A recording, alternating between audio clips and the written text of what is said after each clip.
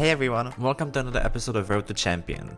For those of you that don't know, this is a series where each episode we take a different skill/mechanic, train it for 2 hours over 5 days and see how it impacts my gameplay and rank. With our ultimate goal being that of reaching the champion rank in 2s. Previously we did defending and shooting. Today it's gonna be a little bit different though. You see, if you were to watch a bunch of videos on how to get better in Rocket League, chances are one of the most common tips you would come across is to play 1v1s. So today we'll put that to the test. Over the next 5 days I will be spending 2 hours every day just playing 1v1s and seeing what it does to my gameplay and rank. Following that, next week we'll do the exact same thing in 2s and decide whether playing 1s is truly good for you or just sticking to your game mode of choice is better. Also, I'm currently Platinum 1, so go ahead, laugh at me, get it all out. I don't usually play 1s, so this will be quite something. Anyway, let's get into it. So on day 1 I remembered all of the reasons why I usually don't play 1s. The thing is that in 1s, a single mistake is most likely going to cost you a goal. Unlike in 2s or 3s where there is likely to be a teammate to help you out if you miss, unless you're in Platinum because that's like a free-for-all, but otherwise you can somewhat rely on them to have your back in a worst case scenario.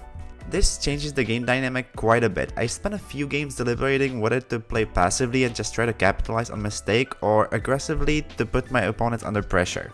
You see, if you play passively, you're probably going to win more games, at least in the lower ranks, since your opponent is going to be making a lot of mistakes throughout the game and you just have to hit the open net and you'll be fine. Also, quick tangent, I don't know what it is about 1s, but wow do I struggle with open nets in this game mode. I'm not sure if it's the pressure, because since you miss you'll probably get scored on or something else, but god, I'm having a hard time with some really easy shots. Anyway, I figured if I just played passively, the whole point of this video would go to waste since I wouldn't really get better that way, maybe like apart from defending, so I went for more of a balanced playstyle. Also, I don't know why it is, but some players stay in net for kickoffs. I have no idea what sort of a strategy this is, but it does seem kind of silly. Like you're just allowing me a free shot on net, so I don't know, maybe there's some hidden point to this, but I'm not sure. If you're a 1s player and you do this, then please explain why. Otherwise, there are certain situations when I'm defending and my brain just kinda stops working. You know those moments when your car is in an awkward position and you just don't really know what to do? Yeah, those moments. In 2s, my teammate usually just smacks the ball away in time, but not here. This brain freeze usually unfortunately resolves in me conceding a goal. One thing that I do recommend is, if you're gonna be playing 1s for a longer period of time, just turn off the chat. You'll have a much better time, trust me. Overall, even after just 1 day, I gotta say I felt an increase in speed and precision, so I'm very curious how my gameplay will be after the whole 5 days. We played a total of 14 games going 10-4, which I think is pretty good for day 1, and we ended up ranking up an entire rank as we finished in Platinum 2 Division 2. On day 2, I started matching up against players who felt like they were way out of my league. I'm not gonna lie, it's crazy how some players here in Platinum can pull off some really good mechanics, and it kind of makes me wonder what rank they are in the other game modes. So if you're like a plat in 1s, then please let me know in the comments what rank you are in 2s. As I said, I played against a lot of mechanically gifted players compared to me who can't even dribble properly, but I was often able to beat them or at least put up a good fight. I think it's mainly because of my defending. The thing is that these hard mechanics are often rather easy to defend if you just don't bite when they want you to. Even though these plat players can pull them off and sometimes quite well, they don't have perfect control over it, so it's unlikely that the mechanic is going to be super dangerous for you. A good placed shot is always much harder to defend. I also went up against players who mainly try to do flicks, and I gotta say, these are a lot harder to defend if you know what you're doing. If my opponent knew how to properly flick and how to time it correctly, I basically had no chance to defend the shot. So if you're trying to learn a good offensive mechanic for once, I think flicks are the way to go compared to like flip resets, for example. Also, this is kind of funny, but there was basically no game in which I felt like I was the better player, at least not mechanically. All the players I matched up against felt genuinely much faster than me and more skillful. I don't know if this is because I played against some players who are just used to 1s or players who are higher than me in other game modes, but wow, was it painful sometimes. Nonetheless, I was able to win some games, but god, it did require everything I had in terms of gameplay. Also, here's another piece of advice for playing 1s. You see, one of the main reasons why 1s aren't as popular is because they are quite tilting. But when I started recording for this video, I just kind of treated the games as more practice. If you see it this way, you'll have no reason to get angry, or at least most of the time. And if you turn off the chat alongside this, then it's honestly much more chill. Anyway, I played a total of 14 games, of which I won 6 and lost 8. putting me down 1 division to Platinum 2 Division 1. So on day 3 I came to a realization. I am bad at once. I'm slower than all my opponents, I'm worse mechanically, I'm just bad. The only reason why I'm sometimes able to win is because I think half of once's decision making, you know, when to tackle, which shots to go for, that sort of thing. And I think I'm somewhat decent at that, which is the only thing keeping me from losing all of my games. So I decided halfway through day 3 that I'm just gonna play sort of aggressively, because I figured that was the fastest way to improve. So I went for more dangerous challenges, shots, and so forth. I also realized that my recovery after putting in a challenge is atrocious. I almost always land badly or just straight out crash. I'm trying to use aerial. I noticed in the last video's comment that a lot of you guys suggested it, which thanks by the way, but sometimes I'm just not quick enough. Also, dribbling.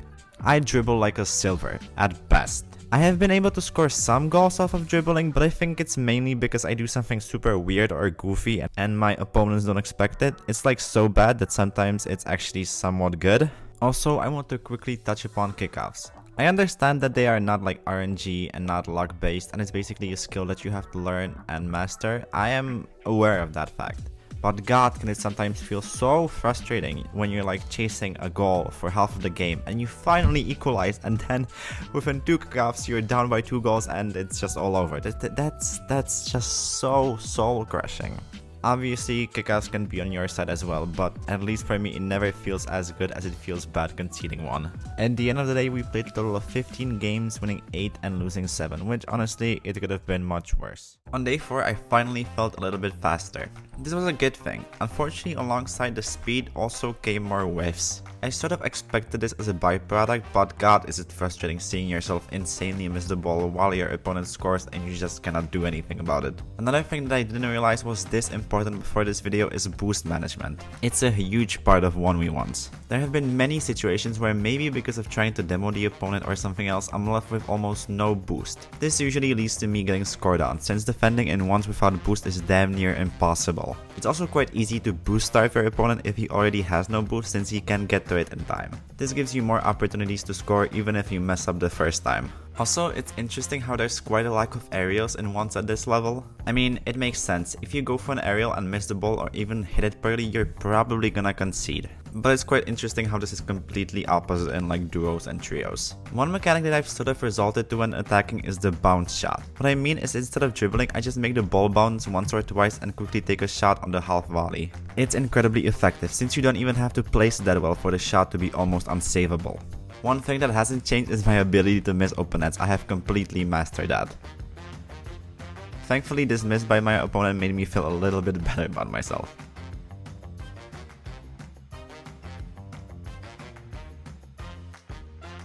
At the end of the day, we played a total of 14 games, going 7 and 7, staying in the same division. I'm not gonna lie, by day 5 I felt completely and utterly tired of ones. I was tired of seeing myself miss open nets, of watching my opponents flex on me with their cool mechanics, of missing every challenge by an inch. Hell, I was tired of blaming every loss on my teammates, cause god forbid it could ever be my fault, right?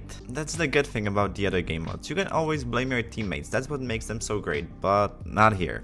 When you lose, you know it's because you suck. Sure, maybe you got a little bit unlucky with kickoffs and conceded a couple of goals that way, but in reality, you have no one else to blame but yourself. If there's one thing ones are amazing at, it's showing all of your weaknesses in a shining light. You feel every miss, every messed up challenge, every bad shot. You feel it all. Playing 1v1s for 5 days is a really humbling experience. If you ever feel like a god gamer, then just play a few 1v1s and you'll feel like a platinum peasant again. I honestly think if I hadn't turned off the chat at the beginning of this challenge, I would have been in an insane asylum by now. Remember how on day 2 I said ones can be chill? Yeah, I think that was a lie. I just lied. They cannot. At the end of day 5, we played a total of 12 games, going 6 and 6, which honestly for the rant I just gave isn't that bad, but I'm just glad that it's over. In conclusion, even though I just spent a bunch of time hating on ones, I do think it's a good way to get better at Rocket League. I could spend an hour talking about all of the things playing ones makes you better at, whether it's speed, precision, decision making, defending, the whole bunch. As I previously said, it also highlights all of your mistakes and weaknesses, and as painful as that is, it's definitely good to know. That being said, playing ones is very different from playing duos or trios, since you actually have teammates in those game modes. and it makes the entire playstyle different. I'm curious how this time spent playing once will impact my games in twos, cause yes, I do feel better at the game, but I've also spent a lot of time playing without my teammates, so it will be interesting if I will be able to adjust fast enough. Overall, I think a cool way to implement once is to make it a part of your warm-up, for example. Like, before you play your main game modes, maybe you could spend a little bit of time playing 1v1, maybe like a game or two. I think that would honestly be quite beneficial unless you break your controller within those two games. Anyway, in total we played 69 games. Nice. And we were able to win 37 of them, going from Platinum 1 Division 2 to Platinum 2 Division 2. Anywho, thank you all so much for watching. And make sure to tune in next week to see whether all of this was worth it or if it's just better sticking to twos. Also, you can maybe consider subscribing or liking the video if you're like a super cool person. That's about it for now. I'll see you all later. Bye!